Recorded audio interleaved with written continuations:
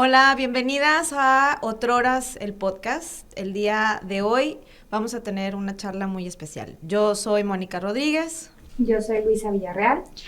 Y estamos muy contentas de recibir a dos profesionistas en el tema. Son dos maravillosas psicólogas que conocemos, amigas, y ellas nos van a estar acompañando para conversar sobre el tema, bueno, más bien sobre el libro de Silvia Plath, La campana de cristal, y también hablar un poquito sobre la autora, aprovechando que el 10 de octubre fue el Día Mundial de la Salud Mental. Entonces es un tema bastante interesante que quisimos abordar durante la suscripción de octubre.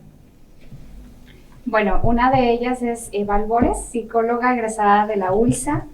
Tiene maestría en psicoterapia clínica y entrenamiento en manejo de familiares con pacientes psiquiátricos y especializada en pacientes con trauma emocional severo. Bienvenida, Eva. Gracias por la invitación. También estamos con María Luisa Madero. Ella es licenciada en psicología, maestra en psicoterapia ericksoniana, maestra en educación con especialización en docencia, certificada en psicoterapia sistémica.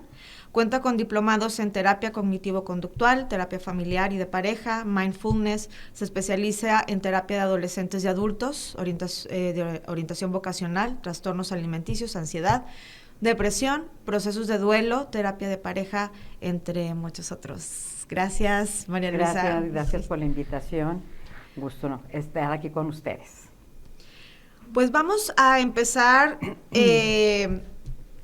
como la suscripción de octubre, aquí la tenemos, muy bellamente, y a las suscriptoras recibieron un cuadernillo en donde viene ya la biografía de Silvia Plath y viene también venía también acompañada con algunas explicaciones sobre el diagnóstico que se le da a Silvia Plath, que es trastorno de bipolaridad y depresión. Entonces, a quienes tienen ya la suscripción, pues ahí ya adelantaron un poquito. Y a quienes no, vamos a hacer un repaso así como muy, muy breve de la biografía de Silvia Plath, para que nada más entren como en contexto, ¿no? Silvia Plath nace en el 32, un 27 de octubre, en Boston. Es una chica que viene de un ambiente muy tradicional. Su madre tiene una figura como muy sumisa, queda huérfana de padre a los 8 años, si mal no recuerdo. Entonces fue el primer proceso muy doloroso para ella, que es la que le va a detonar como muchas cuestiones de depresión, sobre todo y de conflicto con su madre, ¿no? A pesar de que bueno, no eran una familia de altos recursos, esta figura, su madre siempre procuró darles una buena educación tanto a Silvia como a su hermano. Y bueno, pues ella estudia pintura, piano, se le exige ser una mujer o una niña con buenas calificaciones. Entonces hay también ahí como este sentido de exigencia. Se va al college a estudiar, consigue después una beca en Yale. Ahí conoce a quien será su esposo, Ted Hughes, que también es un gran escritor. Y bueno, tienen ahí una relación en donde ella trata como de cumplir su papel de esposa, pero también está como este papel de mujer. Después están en Inglaterra, luego regresarán a Estados Unidos. Ahí empiezan los dos a ser maestros, a dar cátedras. Empiezan las relaciones o las infidelidades de su exmarido, que ya es como otro proceso de dolor bastante fuerte. Ella decide regresar a Inglaterra, donde estaban antes, con sus 2 hijos, por las infidelidades de su marido, y entonces ya no puede más y termina suicidándose en sus tiernos 30 años con 2 criaturas pequeñas. Y bueno, eso digamos que como escritora, durante el proceso de separación es cuando Silvia tiene este boom de creatividad impresionante, y de hecho sus poemas, y le escribe a su mamá una carta y le dice, los mejores poemas los estoy escribiendo ahorita. Y unos meses antes de suicidarse se termina la publicación de La Campana de Cristal, sale a la luz y se suicida. Entonces ese es como un resumen así súper breve. Su historia es muy interesante y pueden ustedes también buscar los diarios, que es otra lectura recomendada. Bueno, La Campana de Cristal, que es el libro de este mes, es un libro semi-autobiográfico. O sea, vamos a encontrar muchas similitudes entre la vida de Silvia Plath y la vida de Esther, la protagonista, y los temas principales que se ven en la novela, que vamos a comentarlos aquí con Eva y María Luisa, es pues el autodescubrimiento, la búsqueda de identidad, la relación de pareja, la relación familiar, sobre todo madre-hija, la salud mental, por supuesto, porque bueno, se van viendo síntomas de depresión en Esther, que es la protagonista. Y lo comentábamos, María Luisa, ya hace un momento, que la creatividad la escritura y la creatividad como catarsis para la salud mental. Entonces vamos a estar ahondando un poquito más en estos temas y les vamos a hacer, bueno, yo hice una lista como de 1000 preguntas, pero tuvimos que elegir, así que vamos a tratar de ser con esas preguntas poder abarcar lo más que podamos sobre la novela y sobre lo que podamos resaltar. Sí, fíjate que una de las primeras preguntas que me gustaría lanzarte, Eva, es unir justamente ¿cómo ves tú, cómo se refleja la biografía de Silvia Plath con su novela de La Campana de Cristal? ¿En qué similitudes ves? ¿Cómo lo percibiste tú, digo, como lectora y obviamente dentro de también tu profesión? Sí, gracias. Mira, ahorita me llama mucho la atención cuando hablas de la biografía de esta primer pérdida en la infancia de su padre. Creo que esa parte es el inicio del dolor, porque perder a tu padre o a tu madre en la infancia es una de las experiencias traumáticas más severas a las que nos podemos enfrentar. A pesar de ser un proceso, digo, todos nos vamos a morir y es como natural ver morir a tus padres, a edades tan tempranas verdaderamente causan estragos muy profundos en la psique humana. Entonces creo que desde ahí ya se fue gestando la parte traumática de cómo ella empezó a ver la vida, porque se va viendo dentro de la novela como cuando llega a Nueva York, donde aparentemente todo estaba bien, ¿sí? Empieza a ver todo como muy desesperanzador, catastrófico, cuando habla que si del vestido negro, que si no le gustaba. Entonces, un panorama en el que, pues, si nos trasladamos un poquito a la protagonista, sería algo lindo, algo que causa, pues, digámoslo, felicidad. Ella no puede conectarse con esa emoción. Entonces yo creo que desde ahí se van dando esas dificultades tan importantes para conectarse con lo que está viviendo, y bueno, ahí se va viendo cómo se va gestando los panoramas tan tétricos, tan desesperanzadores, que creo que es como el sabor que queda a lo largo de la lectura de la novela. Sí, a mí también me llamó la atención las imágenes y esto que dices tú, ¿no? O sea, le están pasando cosas bonitas, pero es como una resistencia a la experiencia feliz. Bueno, y hablando de todo esto, María Luisa, sobre cómo se va desarrollando todo en Esther, ¿cuáles son los síntomas de depresión y ansiedad que se pueden notar a lo largo de la lectura y cómo van evolucionando? Claro. Mira, lo que dice Eva es muy importante porque todo se empieza a gestar desde la infancia. O sea, la pérdida del padre, ¿no? Y sobre todo el no manejo del duelo. O sea, que eso es un factor, ¿no? Pero ¿cuáles son los síntomas que vamos nosotros detectando en esta obra? Pues tristeza, desesperanza, pérdida de interés en las cosas que antes disfrutaba, ya deja de tener interés en eso es un síntoma como muy, muy importante que se puede detectar. Cambios de apetito, o sea, dejaba de comer, ¿sí? Pero por días. Y también dificultades para poder conciliar el sueño, o sea, una persona que llega deja de dormir durante 14 días, pues es un síntoma fuertísimo, ¿no? Y mucha fatiga, obviamente, ¿no? O sea, hablando pues de la depresión.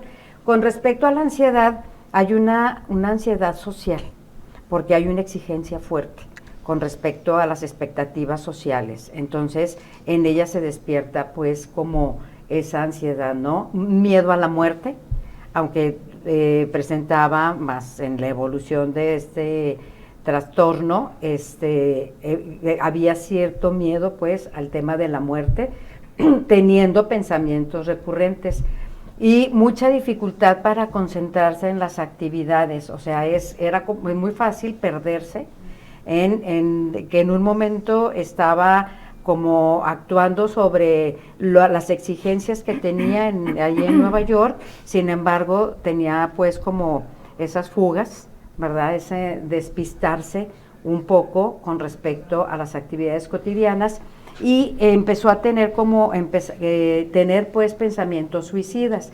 ¿Cómo va evolucionando esto? Pues como lo podemos ver en todos los procesos de este trastorno, ¿no? O sea, se empieza con algunos síntomas que tiene que ver con una depresión leve y algunos signos de ansiedad que pocas veces se le pone atención porque se pueden confundir con una tristeza, ¿sí? Así como a la tristeza se le puede confundir como una depresión, entonces para restarle importancia no ponemos atención a estos síntomas leves, ¿no? ¿Cómo va aumentando los síntomas? A medida que se siente Esther atrapada en esas exigencias sociales y culturales, familiares, empieza pues como a aumentar esta ansiedad, esta depresión y la hospitalización que la lleva, una crisis que la lleva pues a un intento de suicidio y luego la hospitalización que también como produce en ella un impacto muy fuerte, en Esther produce un impacto muy fuerte, todo a lo que se enfrenta con respecto a la imagen que tiene del doctor, del hospital, de la gente que está ahí, cómo habla de cada uno de los personajes que están internados en el hospital psiquiátrico, y luego viene una recuperación, ¿sí? En la que Esther comienza pues a recuperarse lentamente, ¿no? Entonces, ¿cuáles son esos factores que influyen? Pues primero tenemos el factor social, ¿sí? Es un factor importantísimo cuando la sociedad te presenta ciertas expectativas y que no las cumples. Todavía.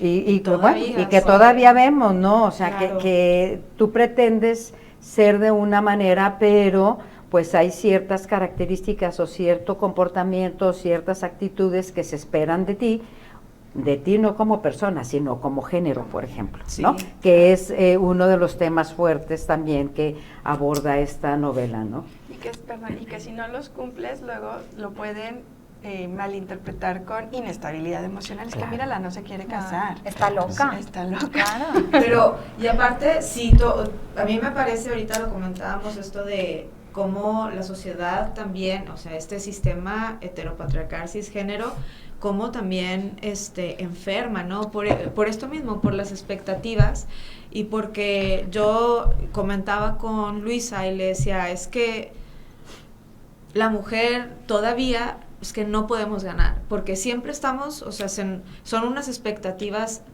tan diluidas, o sea, es como tienes que ser buena pero no ser mala, tienes que ser sensual pero no tanto, tienes que, o sea, es como, y entonces siempre es tratar como de estar modulando y siempre vas a fallar, ¿no? Porque no, es que eres súper mojigata, pero si te vas para el otro lado es como, oye, no, ya, ¿no? O sea, te estás pasando, entonces es como siempre fallar, y yo creo que eso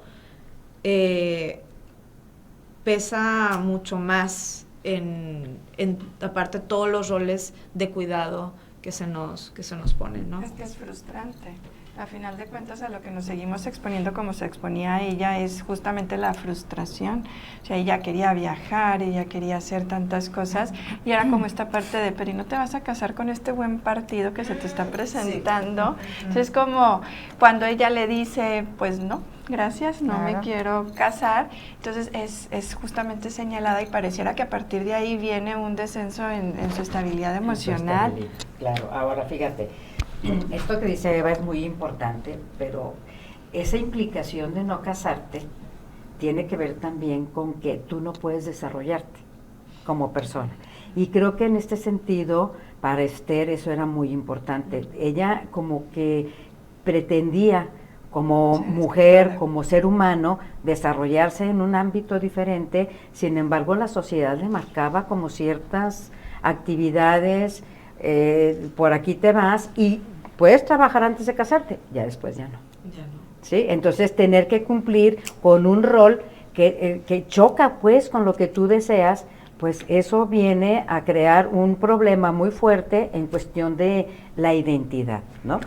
Porque hay esa confusión, o sea, lo que me exige la sociedad y al mismo tiempo lo que yo quiero, y lo que yo quiero no se ajusta a lo que la sociedad quiere, entonces viene un choque, ¿no? Y puede provocar este tipo de cosas. No, y aparte, o sea, todavía hoy en día no es tanto, y trabajas antes de casarte o a lo mejor en un trabajo muy X y ya después te casas. Hoy en día igual, los trabajos no están hechos para mamás.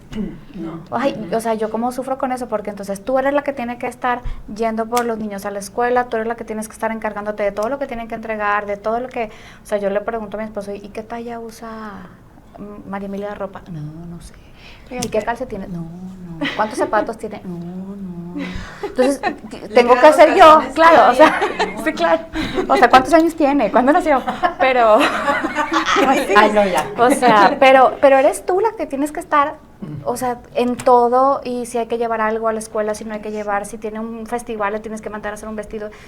Pero al mismo tiempo tienes que estar en un trabajo, tienes que cumplir con un horario, y son horarios que no se apegan a los horarios escolares, entonces tienes que pagar una niñera. O sea, nada, ni siquiera la sociedad se presta a, muy bien, eres mamá, pero te puedes desarrollar en esta área o en esta otra. O sea, no ha cambiado mucho realmente. Creo que en algunas cosas sí ha cambiado, sin embargo vemos que hay una fuerte presión en el sentido de que así como mamá, ¿verdad? Como mujer, como profesionista, tú estás en segundo término, ¿sí? Y en primer término está el horario del esposo o tu pareja, ¿no? Ese es lo que, entonces me ajusto a eso, ¿no? Sí vemos que ha habido cambios, porque sí vemos que hay cierta evolución, sin embargo, impera mucho esto que tú estás explicando ahorita, ¿no? El horario del esposo es intocable. Sin embargo, un trabajo tiene que ajustarse, tienes que negociar posiblemente el salario para que sea tiempo salario, pues tienes que hacer muchas cosas, y en la cuestión del hombre no.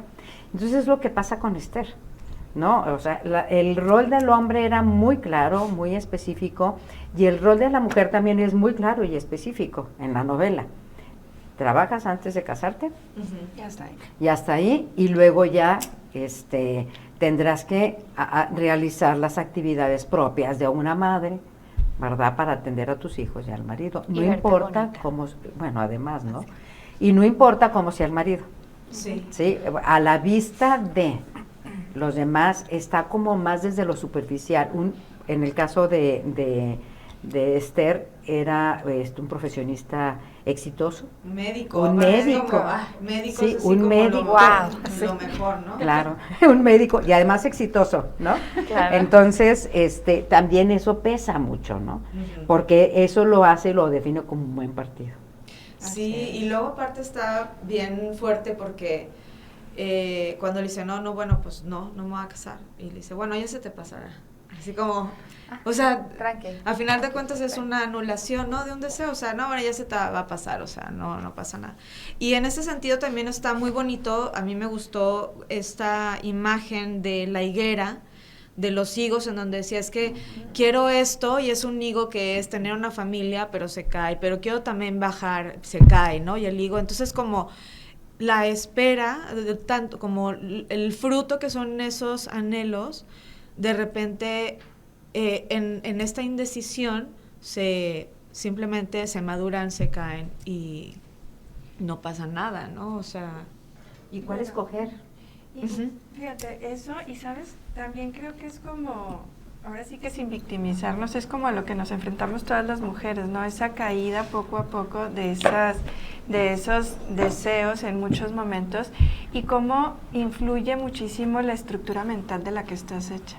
Porque es justo lo que le pasó a ella. Ella no toleró ver toda esa frustración y fue lo que la desencadenó, esta desesperanza, que finalmente en la vida real sí la llevó a un suicidio, porque en realidad no es que ella quisiera morir, porque ella nos explica el miedo que le da a la muerte y cuántas veces hace estos intentos como muy cuidados, y en realidad no es que quisiera morirse, sino era tanto su dolor emocional por no soportar el no lograr esto que ella deseaba, que a final de cuentas la lleva a la muerte, pero no porque quisiera morir, sino por el dolor emocional que esto implicaba.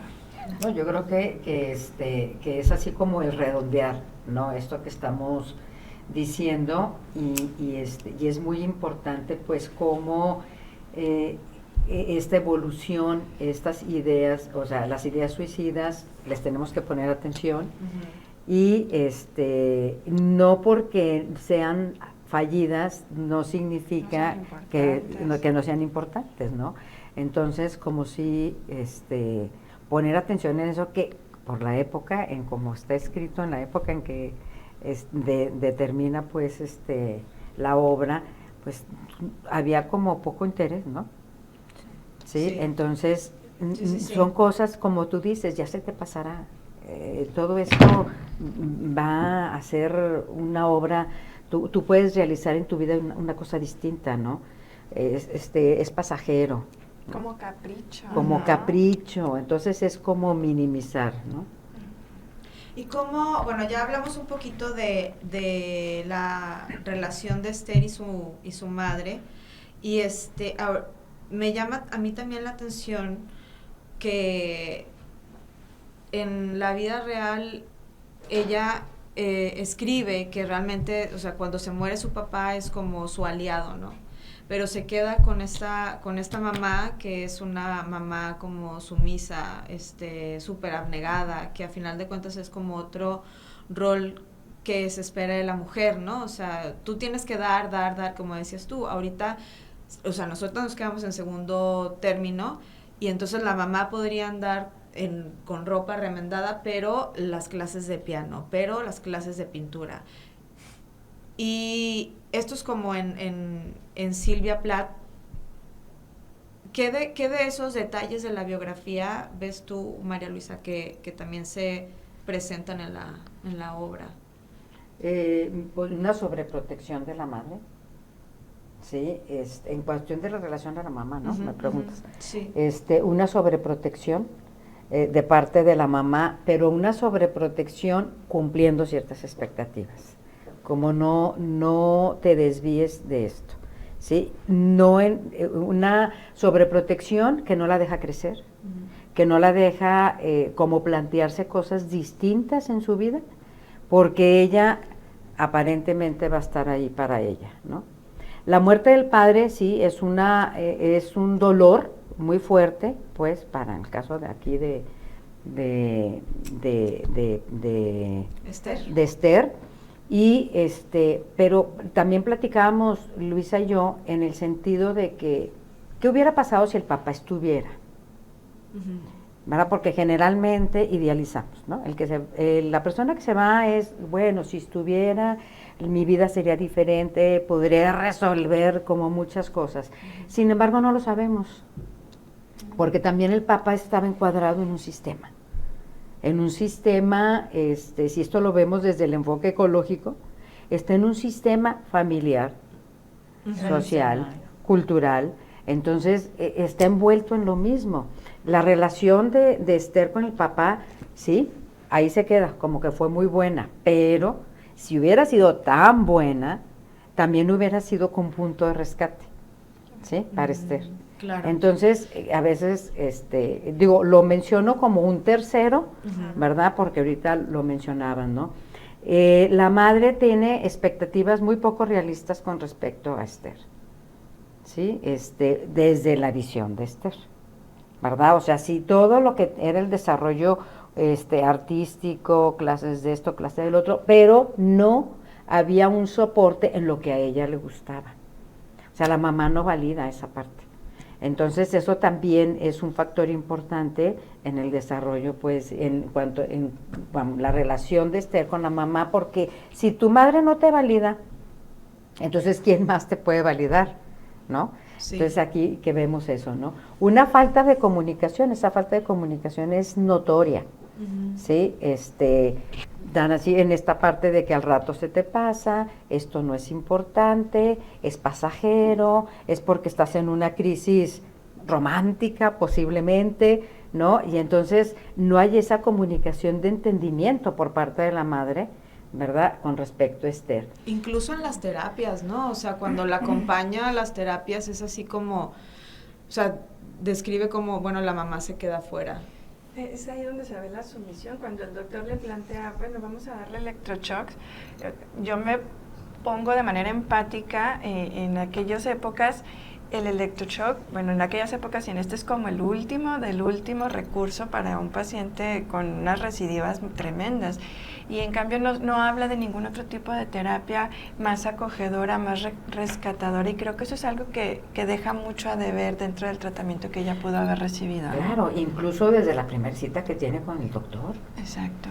O sea, que ella, bueno, ni siquiera empieza a hablar y el doctor se para, bueno, nos vemos la próxima semana y que te quedas, o sea, ¿dónde queda esa empatía, no? Claro. Como todo mecánico, y la mamá valida al doctor, ¿sí? Entonces existe una poca empatía con respecto al sentir de Esther.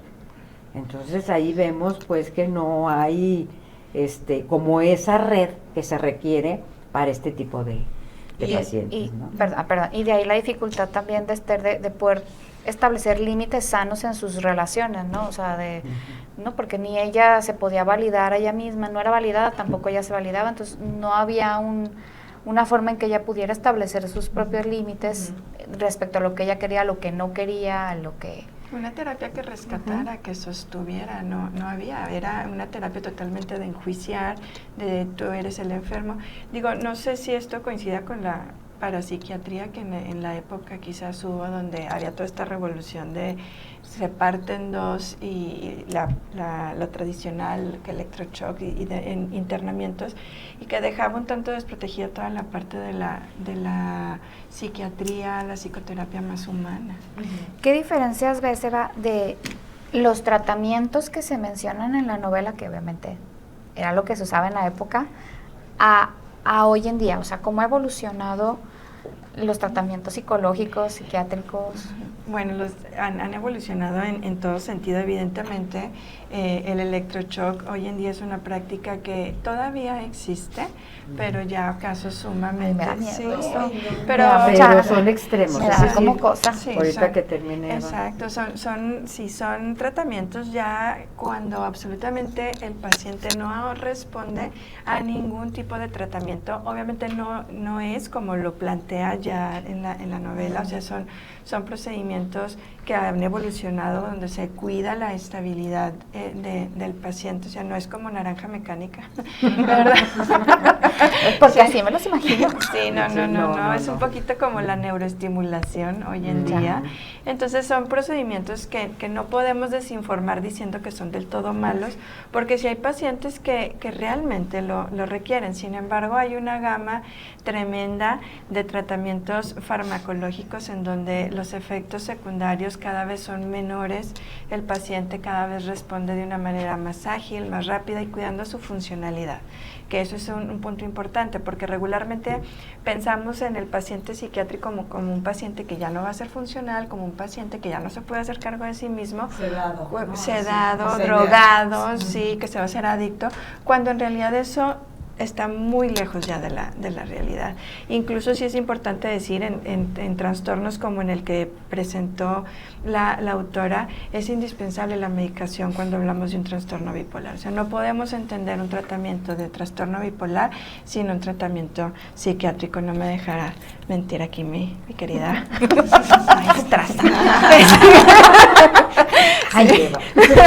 Y en relación de la parte psicológica, pues evidentemente hay muchas corrientes, pero bueno, pues ya hablamos desde la parte del análisis profundo, que es lo que este tipo de padecimientos requieren y lo saca adelante, una terapia que sostenga, una terapia que contenga para que pueda emocionalmente salir hoy en día. Y pues algo que tenemos que ser muy, muy empáticos es que después de la pandemia quedamos muy expuestos a este tipo de patologías graves, ¿sí? Realmente hoy en día trabajar una depresión, pues ya es como el pan de cada día, ¿no? Hoy después de la pandemia vemos más trastornos de personalidad, más trastornos afectivos graves como lo es la bipolaridad.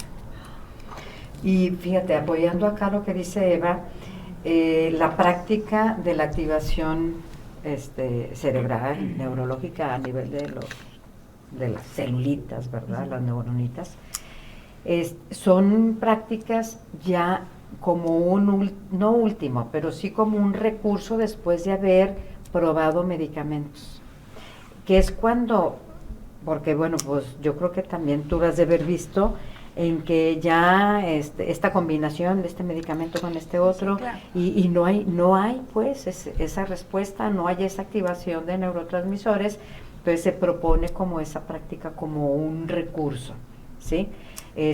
Sí hay que desmitificar en el sentido de el valor que se le daba antes, porque era una práctica que era de inicio. Sí, eso ya está lo que requiere es fuertísimo. esto, ¿sí? Entonces eso es muy fuerte, porque entonces significa que vamos, el miedo, todo lo que puede envolver a esto es no me voy a quedar incapacitado, ¿qué va a pasar? ¿Qué va a suceder? Después de que me hagan esto, ¿no? Imagínate que te lo hacen en la primera o en la segunda propuesta de cita con el doctor, como sucede en la obra. No, y ahora es así como un recurso y les explican por qué se necesita, cuáles van a ser los efectos, y creo que la persona que lo practica, el médico que lo practica, es importante que sea sumamente empático, porque van muy miedosos Sí, a pues. esas prácticas, temiendo lo peor, ¿no? Entonces, lo que dice Eva es también muy cierto, o sea, el tratamiento psiquiátrico acompañado de un tratamiento psicológico, y es muy importante la función que hacemos nosotros, ¿verdad? Y esa interacción que se pueda tener también con el médico psiquiatra, claro, para poder sacar adelante personas con este trastorno, ¿no? Porque y el sí, acompañamiento familiar también, me bueno, imagino, claro, ¿no? Sí, ¿Qué claro. haces tú? Totalmente. Fíjate que tristemente en estos trastornos del diagnóstico, más bien del estreno de síntomas al diagnóstico pueden pasar hasta 10 años, porque la familia, lejos de aventarte a un tratamiento, te va deteniendo si no está bien informada, porque habla con un padre, habla con una amiga, vamos con un orientador o alguien ajeno, o el de las cartas, los ángeles, los cuencos, ¿verdad? No sé, tantas cosas que hacen antes que atrasan la posibilidad de un tratamiento. Entonces, una familia informada es signo de un pronóstico bueno dentro del tratamiento, porque la familia va a estar al pendiente de que se tome el medicamento, va a estar observando, va a estar apoyando en este camino que recorre un paciente psiquiátrico.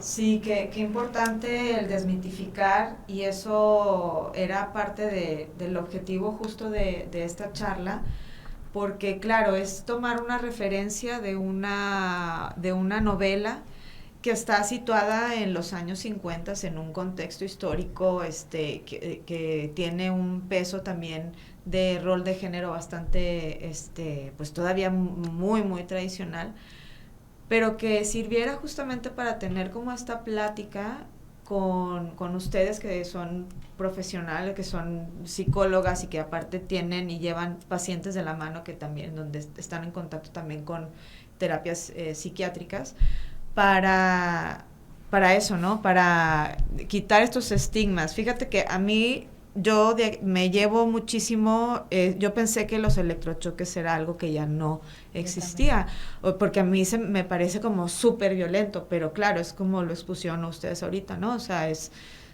sí es de las primeras opciones, pues sí es como, sí ha de ser súper violento, pero me queda muy claro que sí es parte de un tratamiento, a lo mejor en cierta etapa, ¿no? Y pues qué bueno, que ojalá pueda servir esto como una ventana a leer, que se me hace muy bonito, a leer, a tener un personaje que es Esther, que nos pueda abrir esta ventana de lo que es la depresión y de poder ir sintiendo también como en primera persona como esta desesperanza, estos pensamientos, y luego ya traerlo como a la realidad de nuestro contexto actual y decir, sí, esto sigue pasando, pero tiene una solución y se llama así, y este es el tratamiento, ¿no? Eso es a mí lo que me queda de nuestra charla. Es que es esta, ¿no? La importancia que decimos de buscar ayuda, porque el buscar ayuda profesional, ¿no? Como dices, de que me voy con mi amiga, a mí aquí está presente mi psicóloga también. Su psicóloga de cabecera. Cualquier cosa, yo me voy con ella. Y yo siempre electrochoques. Electrochoques ya, es lo Con que razón, necesitas. ahora entiendo. Luego. Ahorita pelamos unos cables. No hay solución, vámonos. no hay solución. Sí, o sea, pero es como que súper importante esa ayuda, ese apoyo, esa red de apoyo que debe estar presente en todo, ¿no? Sí, es que es dejar de pensar, mira, mucha gente ya se le pasará, con el tiempo se le pasará, ¿no? Y aquí hay que entender que cuando hablamos de trastornos mentales, con el tiempo se va a agudizar, no va a pasar, ¿sí? Y desgraciadamente, si nosotros nos exponemos a intervenciones no profesionales, como Los Ángeles, el coaching, las amigas, son intervenciones que en otro momento pudieran servir, pero no cuando hay un trastorno mental, porque hay intervenciones que la persona no está lista para escuchar y puede llegar a ser tan delicado como desestructurarlo emocionalmente. Entonces, sí es muy importante que tomemos como seriedad cuando empezamos a ver que los síntomas, todos los que ahorita acabamos de hablar, empiezan a afectar ya en todas nuestras áreas de la vida. Ahí es cuando ya tenemos que buscar a un psicólogo. Si es antes, mejor. Pero si empiezo a ver que ya mi estado emocional me afecta en el trabajo, me afecta con la pareja, me afecta con los hijos, me afecta en lo social, ahí ya no es una problemática leve, ya estamos hablando de una situación delicada, claro. ¿Verdad? Fíjate que yo creo que aquí uno de los grandes mensajes que podemos encontrar es que la salud mental es tan importante como la salud física. Sí, o sea, te duele la cabeza y bueno, a veces, tú te automedicas. Sin embargo, hay algunos signos, ¿no? Algunos síntomas que se presentan que tienes que recurrir al médico. Bueno, lo mismo sucede con la salud mental, ¿sí? O sea, hacerle caso y atenderlo más como desde el punto de la prevención. O sea, prevenir este tipo de situaciones, porque sí, o sea, cuando va en avanzada, pues ya es como mucho más complejo, ¿no? Y sí, crear como toda esa red. No que la amiga no sea útil, la amiga es útil porque puede servir como un muro de contención siempre y cuando la amiga tenga conciencia, oye, hasta aquí puedo llegar yo. Ya no puedo ayudarte más, me parece que esto me rebasa, incluso en las escuelas. El maestro que le pueda decir al alumno, esto me rebasa, necesitas hablar con alguien. La psicóloga dentro de una escuela, porque a veces el maestro quiere atender un problema de depresión y pues tampoco, ¿sí? Entonces, me parece que son a veces recursos que te pueden servir para después canalizar, ¿sí? Entonces, eso sería como importante, ¿no? Y además de que se ve la salud mental o el problema de la salud mental como algo vergonzoso. Sí, entonces no, claro. y pues, híjole, es algo que existe, pues, y aceptar de que existe, pues ya es un gran avance, ¿no? Entonces, no sé qué pienses tú de eso, porque tú trabajas con familias y eso es muy importante. Sí, por eso digo que la parte de la conciencia de la familia, de esta red de apoyo, de que la familia empuje hacia el tratamiento y no que lo evite, porque verdaderamente todavía en 2024 vemos familias donde ven al psicólogo como el loquero, cuando no somos loqueros, y de verdad yo sí quisiera como sembrar de manera muy importante la época pospandémica que estamos viviendo. Sí, o sea, realmente ahora sí que quedamos después de la pandemia todos con una propensión mucho más alta que antes de la pandemia para desarrollar enfermedades emocionales, y realmente estos son tiempos como si fuera una posguerra, entonces estuvimos manejando muchísimo estrés, muchísimas situaciones complejas, que como familia tenemos que ser conscientes en apoyar a nuestros propios miembros, ¿no? Y si vemos que alguien no la está pasando bien, pues que no tengamos miedo de acudir en este tema preventivo a la parte de la atención psicológica. Claro. Fíjate que se le ha dado mucha importancia a lo de la pospandemia, a todas las secuelas que dejó el coronavirus. Secuelas físicas. ¿Sí? Tienes este problema respiratorio, secuela del COVID. Que te sucede tal cosa en tu cuerpo, es problema del COVID. Pero poca atención le hemos dado a esto que dice Eva, ¿no? Al problema o a la situación mental de las personas. Los índices de suicidio, ¿cómo están? Si hoy estamos viéndolo en los adolescentes de una manera tremenda. Digo, aquí lo estamos viendo en una persona de 30 años que tristemente ahorita, en comparación con el índice de suicidio más alto, es grande. Hoy el índice de suicidio más alto es entre los 13 y los 20 años. Estamos hablando de gente sumamente joven, y que eso habla de dónde estaban los papás. Claro. Sí, o sea, de Silvia Plath sí es en los 30, y ahorita creo que el Esther empieza en sus 19, entonces digo, también resuena, ¿no? O sea, es justo va con lo mismo que dices tú, pero sí cada vez más son en adolescentes. Y ya para cerrar, ¿qué podrían ustedes como, pues no, a lo mejor no como agradecer, pero sí reconocer de haberlas puesto a leer? Porque las pusimos a leer, lo siento. Pero era importante también, es como ver un diagnóstico de un paciente. Primero las enganchamos para platicar sobre la salud mental. Platicar. Claro que sí, muy bien, vas a tener que leer el libro completo. Fuimos verdaderamente metidas en un tema, digo, sobre todo en una situación, más que en un tema, ¿no? Bueno, a mí me gustó mucho porque es como desde otra óptica ver esta problemática, ¿no? Generalmente las vemos, o esta situación, esta condición, ¿no? En la que viven estas personas, ¿no? Porque los ves en vivo y pues estás sorteándotela, porque te la sorteas, ¿sí? A diferencia de leerlo, pues, desde la autora y luego aquí, y que dices, wow, te abre como un panorama distinto, aunque esté escrito en otro momento histórico. Sí, bueno, eso es lo que a mí me pasó, ¿verdad? Sí, yo les agradezco mucho, pero la verdad que sí, veníamos Eva y yo ahorita de que terminaste. Oye, ¿cómo te fue? Oye, ¿qué? ¿Material para tus clases? Sí, claro, pero no sabíamos cómo se iba a desarrollar. Yo creo que también eso, ¿no? Y bueno, yo quedo como muy contenta en cuanto a cómo fue desarrollada, ¿verdad? Y haber compartido con Eva, pues, más aún. Gracias. Yo la quiero. A ver. Sí. Fíjate que el café.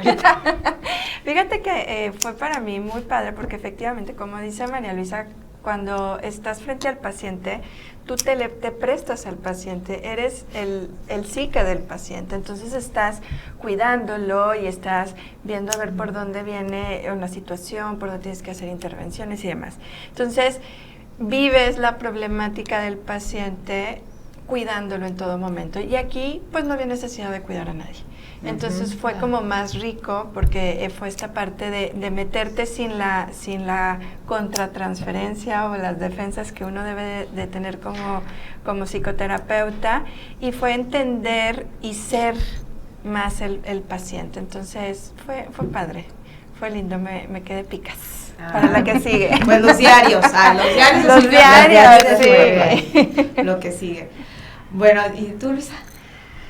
Yo justo lo comentaba con María Luisa, que veníamos en el camino y le decía, bueno, ¿y te gustó? Porque siendo yo, que soy un poquito perfeccionista y así, a mí me hubiera temblado el ojo del estrés de no poder hacer nada, o sea, de no poder intervenir. Tú que lo viste como bien relajado, yo hubiera estado así como que, no, pero es que, ¿por qué? Que no inventes ya. O sea. A mí me estresó, o sea, a mí me estresó esa parte porque no soy psicóloga ni a lo mejor estoy dejando así como para que me psicoanalicen con esto, no lo hagan, pero sí me estresó porque era como el, no, o sea, me generó angustia. Y si hubiera sido psicóloga y me hubiera dado, yo creo que más así como el, no, pero es que, a ver, no, por ahí no. Entonces, y yo le preguntaría, no, la regó el doctor. Uy, no, ya estaría como en esa parte. Sí, además, los delirios, debo decir que me resultaron así como, fuertes, o sea, fuertes de leer. O sea, yo lo estoy hablando de la parte, no soy psicóloga, ¿no? Pero sí, o sea, sí me estresaba porque yo quería como intervenir sin ser psicóloga, pobrecita, porque a lo mejor hubiera intervenido de una forma incorrecta, pero sí me dejó como impotencia. Es que fíjate, justo ese es el sentir con el que nosotros trabajamos. Así es. ¿Verdad? Sí, y que ves y que dices aquí, hasta ahorita. aquí. Y luego dices, híjole, mano, otra vez para atrás. Ya. Sí, porque en la bipolaridad y en la depresión profunda es así, o sea, lo lineal. O sea, es lineal en cuanto a cómo se presentan los síntomas cuando no hay una atención. Pero cuando están en tratamiento es, o sea, no sabes cómo puede responder su organismo, ¿verdad? Es un vaivén. Y ahí vas. Sí, pero son adorados estos pacientes, la verdad, son adorados. Pues sí, ¿Y bueno. ¿Y tú, Moni? Sí. Bueno, yo, a mí realmente me llamó mucho la atención, y ahorita se los comentaba antes de entrar al podcast, que a mí realmente lo que me llamó mucho la atención es esta continuidad de justamente como este proceso del rol de género, ¿no? O sea, aquí obviamente se ve marcado, y mucho más marcado por la época, y luego después visto en Silvia Plath, pues también como lo trasladas, pero me quedó como esta reflexión de decir, sí hemos avanzado, pero no tanto. O sea, no tanto, es como, híjole, qué peso llevamos las mujeres, para cumplir tantísimas expectativas, no las cumplimos, y entonces siempre estamos en el fallo, y entonces eso, ¿cómo impacta a nivel psicológico, anémico, de decir, bueno, no soy suficientemente buena para esto, y entonces, ¿cómo? Yo creo que sí genera una propensión de caer en crisis de depresión y decir, ¿sabes qué? Si no soy suficientemente buena, pensar en opciones, ¿no? Y decir, bueno, pues me quito la vida, ya está, o simplemente encerrarte como en esta burbuja y decir, ya no quiero sentir, ya no quiero hacer nada. Y eso es lo que a mí me estrujó así, y dije, híjoles, me encantaría haberlo leído y decir, qué padre que ya no tenemos esto, claro. Pero es así como, ahí. O sea, la sentiste. Ahí seguimos.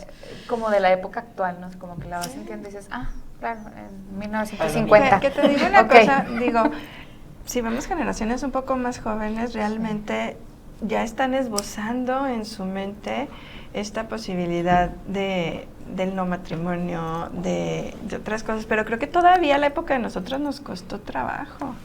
Sí. Sí, o sea, ahí vamos. Sí. Ahí vamos, pero ya, apúrenle.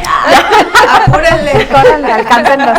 Yo quiero alcanzar esos beneficios. Yo creo que sí, ahí vamos, y tiene que ver mucho en cuanto, pero que se tiene que trabajar mucho en eso, yo creo que también sería como preventivo, en que esa posición de la mujer, ¿no? En nuestra sociedad.